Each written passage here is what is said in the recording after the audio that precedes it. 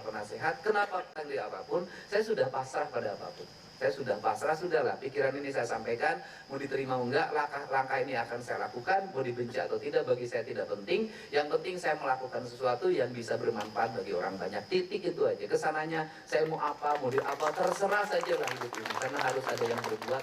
Kalau hidup selalu berhitung, yang tukang hitung tukang dagang, saya bukan tukang dagang.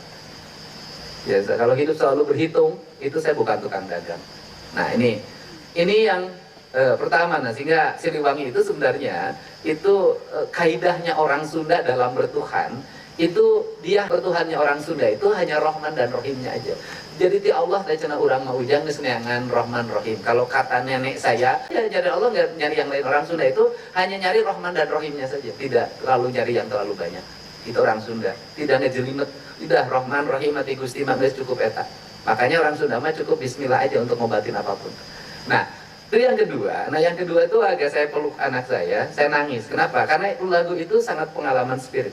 Pengalaman itu namanya Wahyu Kolosebo. Wahyu Kolosebo itu lagu yang menemani saya saat kalah di Pilgub Jawa Barat 6 tahun yang lalu.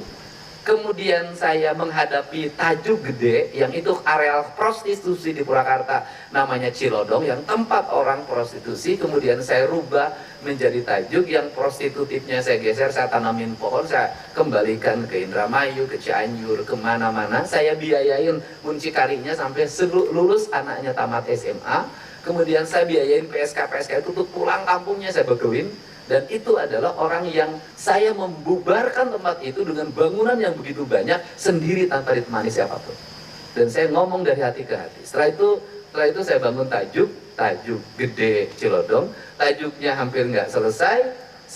Waktu itu serangan politik ke saya sangat luar biasa walaupun sudah berkala pilkada. Dan saya tanpa uang 1 rupiah pun saya katakan Tajuk ini harus selesai, akan saya selesaikan.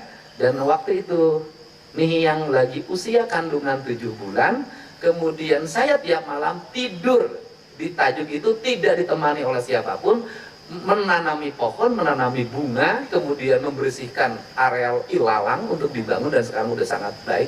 Selesai sambil mendengarkan lagu Wahyu Kolosebo. Jadi itu spiritual banget buat saya.